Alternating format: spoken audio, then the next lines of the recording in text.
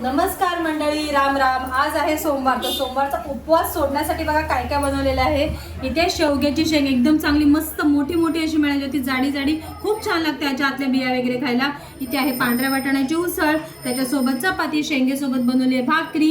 इथे आहे भात। हे माझ्या नणंदबाईने आहे ना लसणाची चटणी बनवलेली आहे ठेचून अशी, तर ती मी घेतलेली आहे। आणि त्याच्यासोबत आहे फिक्की डाळ बनवलेली आहे, कारण हे सगळं तिखट आयटम असल्यामुळे त्याच्यासोबत फिक्की डाळ बनवली आहे। माझ्या सासूबाईंना काय अशीवाली आहे ना पांढऱ्या वाटाण्याची हे आवडत नाही, उसळ आवडत नाही, म्हणून त्यांच्यासाठी नुसतं असं सुक्कं काळं तिखट टाकून फ्राय केलेलं आहे। खूप भारी लागतं हे सुद्धा खाण्यासाठी। तर मजा अशी झाली मंडळी, सासरे भाकरी बनवतानाच आले आणि मी त्यांना विचारलं तुम्हाला एक भाकरी बनवू का थोडी जास्त बनवू, दीड वगैरे अशी बनवू का?